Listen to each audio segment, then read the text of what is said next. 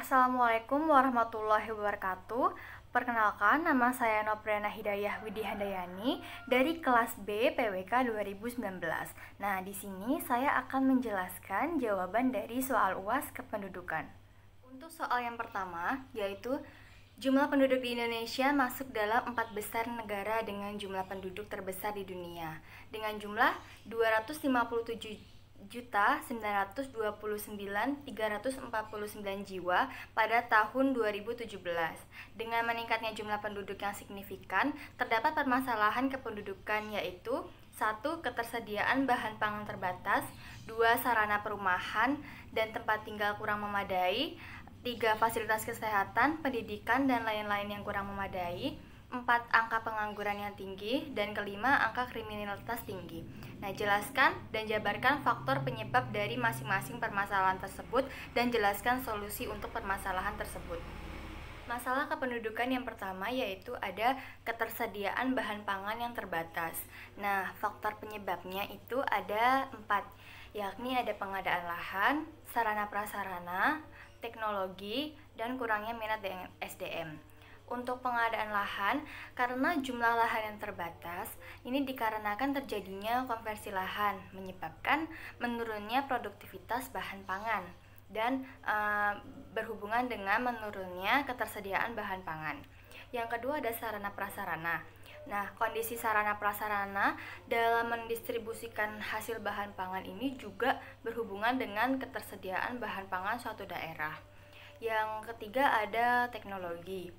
Penggunaan teknologi yang tidak tepat ini dan tidak dimanfaatkan dengan baik, ini akan mempengaruhi hasil pertanian. Dan yang terakhir ada kurangnya minat SDM. Nah, kurangnya minat SDM ini terutama anak muda ini dalam mengembangkan pertanian, di mana sebagian besar petani merupakan kalangan usia tua. Nah, akibatnya inovasi bertani juga monoton dan mengandalkan cara lama untuk bercocok tanam, sehingga hasil pertanian yang didapat tidak optimal. Solusi untuk mengatasi ketersediaan bahan pangan terbatas ini ada 4 cara, yaitu dengan cara yang pertama mempertahankan keberadaan lahan pertanian, yang kedua mengembangkan sarana prasarana pertanian, yang ketiga meningkatkan kualitas sumber daya manusia dengan cara memperluas komunitas tani, dan yang terakhir ada program SERAS, Selamatkan Rawa Sejahtera Petani. Masalah kependudukan yang selanjutnya ada sarana perumahan dan tempat tinggal yang kurang memadai.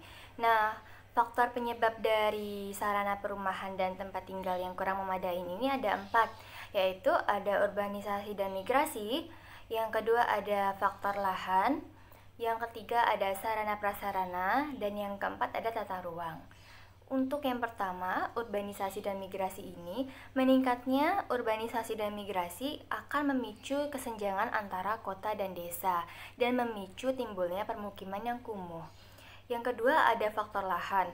Nah, sesuai dengan pendapat dari Rindarjono pada tahun 2013 ini, bahwa keberadaan kawasan permukiman kumuh dipengaruhi oleh faktor lahan perkotaan, di mana berupa peningkatan kebutuhan lahan untuk bertempat tinggal. Nah, dengan keterbatasan lahan untuk permukim, ini masyarakat mendirikan hunian di lahan yang tidak sesuai dengan peruntukannya dan menyebabkan keberadaan kawasan permukiman kumuh. Seperti halnya pada kawasan permukiman kumuh di bantaran sungai, di pinggir rel kereta api, dan di bawah jembatan. Untuk faktor yang selanjutnya, sarana prasarana. Nah, kebutuhan sarana dan prasarana ini juga mempengaruhi kesesuaian perumahan dan tempat tinggal. Yang selanjutnya adalah tata ruang. Nah, kebijakan dari tata ruang suatu daerah ini juga mempengaruhi timbulnya permukiman kumuh. Apabila tidak ditata dengan baik, maka munculnya permukiman kumuh ini akan semakin menjamur. Nah, solusi apa yang dapat kita lakukan untuk mengatasi sarana permukiman dan tempat tinggal yang kurang memadai ini?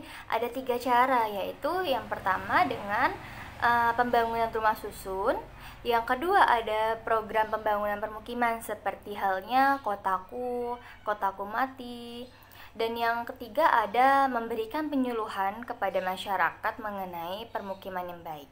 Masalah kependudukan yang ketiga yaitu ada faktor sarana fasilitas kesehatan, pendidikan yang kurang memadai. Nah, faktor penyebabnya itu apa sih? Ya, faktor penyebab dari sarana fasilitas kesehatan, pendidikan yang kurang memadai ini yang pertama ada dari konektivitas, yang kedua karena negara kepulauan, yang ketiga karena bonus demografi, dan yang keempat karena pelayanan yang kurang optimal. Nah, akan kita bahas satu persatu, yakni yang pertama dalam konektivitas. Nah, konektivitas ini menjadi penyebab utama sistem kesehatan digital atau e-health di Indonesia yang tidak berkembang, terutama pada daerah-daerah terpencil yang seharusnya butuh akses kesehatan yang sama dengan masyarakat kota. Namun, karena konektivitas yang kurang memadai ini akan menghambat dan menyulitkan pengembangan fasilitas kesehatan dan juga pendidikan. Yang kedua dikarenakan faktor negara kepulauan. Nah, kendala dari negara kepulauan sendiri yakni kesulitan pendistribusian kesehatan dan pendidikan dikarenakan jauhnya lokasi dan sulitnya akses transportasi yang ditempuh untuk mendistribusikan kesehatan dan juga pendidikan. Dan yang ketiga ada bonus demografi. Populasi di Indonesia ini merupakan populasi keempat terbesar di dunia yang mana banyak didominasi oleh usia muda dan juga masyarakat ekonomi kelas menengah. Nah, bonus demografi ini menjadi kekuatan untuk Indonesia bersaing di kancah global. Namun, bonus demografi ini tidak dibarengi dengan pelayanan kesehatan dan pendidikan yang baik. Dan yang terakhir ya, ini ada pelayanan yang kurang optimal dikarenakan kurangnya tenaga medis dan juga guru yang tersebar di pelosok daerah, maka pelayanan juga menjadi kurang optimal. Nah, solusi yang dapat dilakukan untuk mengatasi sarana fasilitas kesehatan dan pendidikan yang kurang memadai ini ada 4, yaitu yang pertama dengan pembangunan gedung sekolah dan fasilitas kesehatan secara merata, yang kedua dengan pemenuhan kebutuhan guru dan tenaga medis di berbagai pelosok daerah, dan yang ketiga ada peningkatan fasilitas infrastruktur akses menuju fasilitas kesehatan dan sekolah. Yang terakhir dengan pembagian buku pelajaran dan peralatan secara gratis. Masalah kependudukan yang keempat yaitu ada pengangguran. Nah, faktor penyebab dari pengangguran ini apa saja sih?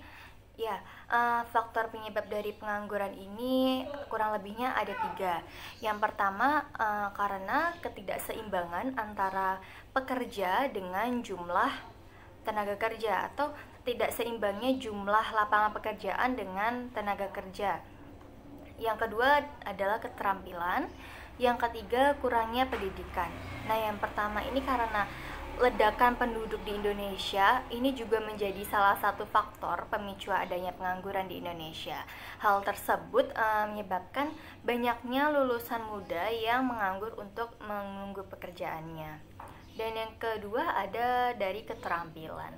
Nah, penyebab pengangguran di Indonesia ini alasan selanjutnya dengan banyaknya kriteria para pencari kerja yang tidak sesuai dengan permintaan perusahaan. Nah, perusahaan akan membutuhkan karyawan yang sesuai dengan kriteria kebutuhan pada posisi yang nantinya akan ditempati oleh para calon karyawannya. Dan yang terakhir ada kurangnya pendidikan. Penyebab pengangguran di Indonesia ini ada masalah pada pendidikan pelamar. Kurangnya tingkat pendidikan akan menyebabkan seseorang menjadi sulit untuk dijadikan sebagai tenaga kerja, apalagi jika melamar pada perusahaan-perusahaan besar. Akibatnya, kebanyakan orang yang tidak memiliki latar belakang pendidikan yang tinggi ini biasanya hanya menjadi buruh kasar. Jika pekerjaan kasar tidak ada dan tidak adanya jiwa seorang pengusaha, maka seseorang dapat menjadi pengangguran permanen. Nah, solusi untuk mengatasi pengangguran ini ada 4 kurang lebihnya. Yang pertama dengan membuka lapangan kerja. Yang kedua dengan memberikan pelatihan sertifikasi kepada para pencari kerja.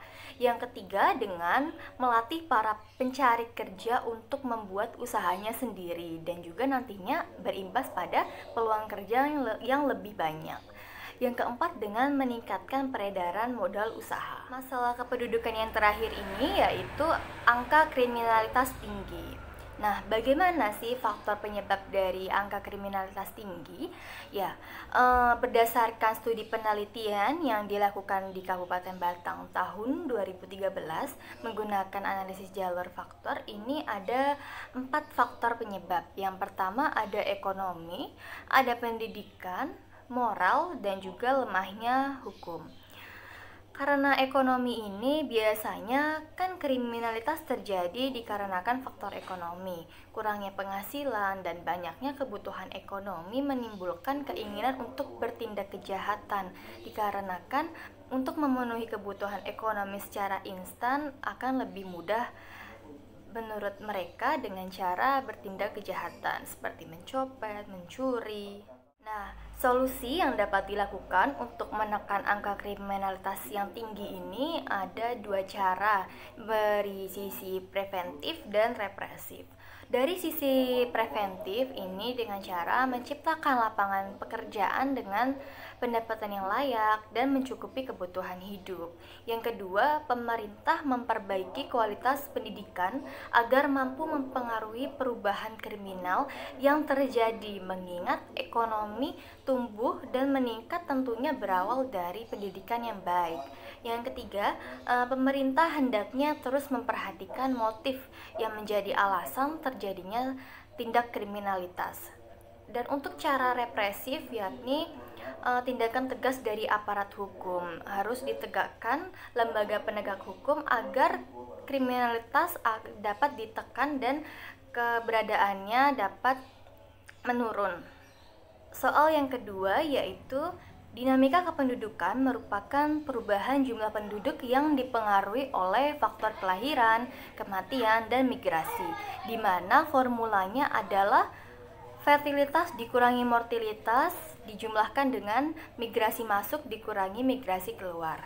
Nah, dinamika penduduk juga memiliki keterkaitan dengan tingkat pertumbuhan ekonomi suatu negara, di mana formulanya adalah investasi dikurangi konsumsi dijumlahkan dengan ekspor dikurangi import. Nah, jelaskan keterkaitan antara formula dinamika pertumbuhan penduduk dengan pertumbuhan ekonomi pada setiap komponen-komponennya.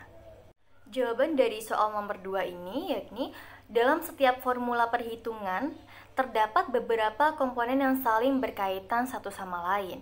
Nah, jika tingkat fertilitas yang tinggi ini dengan tingkat mortalitas yang rendah dan jumlah migrasi adalah 0, maka akan terjadi peningkatan jumlah penduduk.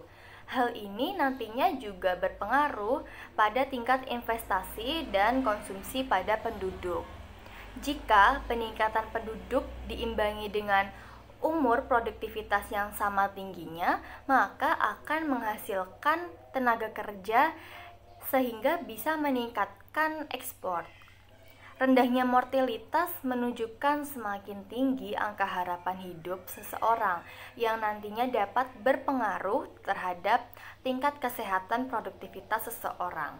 Dan juga sebaliknya, jika tingkat mortalitas itu tinggi dengan tingkat fertilitas yang rendah dan migrasi adalah 0, akan menyebabkan penurunan jumlah penduduk. Jika produktivitas menurun, maka pertumbuhan ekonomi juga akan menurun karena kurangnya sumber daya masyarakat dan dalam meningkatkan investasi dan ekspor. Selanjutnya, jika tingkat fertilitas dan mortalitas adalah 0 dan imigrasi lebih besar daripada emigrasi, ini nantinya akan terjadi peningkatan jumlah penduduk, dan begitu sebaliknya. Jika imigrasi lebih kecil daripada emigrasi, maka jumlah penduduk akan berkurang. Untuk soal yang nomor 3 yaitu jumlah penduduk Indonesia dari hasil sensus penduduk tahun 1990 adalah 147,5 juta jiwa. Sensus penduduk tahun 2000 yakni 179,3 juta jiwa. Nah, tingkat pertumbuhan sebesar 1,97%. Hitunglah penduduk Indonesia pada tahun 2010 dan 2020 dengan menggunakan metode perhitungan aritmatik, yang mana rumusnya PT sama dengan PO dalam kurung 1 plus RT dalam kurung, dan geometrik yang mana rumusnya PT sama dengan P0 dikalikan 1 plus R pangkat T. Nah, untuk perhitungannya di sini diketahui bahwa P0 yakni 147.500.000 jiwa. Untuk P10 yang mana pada 10 tahun berikutnya, tahun 2000 ini 179.300.000 jiwa. Dan rasionya kita ketahui sebesar 1,97% atau 0,0197. Untuk pembahasan yang pertama dengan metode aritmatika, yang mana rumusnya proyeksi penduduk tahun yang akan dicari sama dengan proyeksi penduduk awal dikalikan 1 ditambah rasio selisih tahun. Nah, untuk pencarian pertama proyeksi penduduk pada tahun 2010.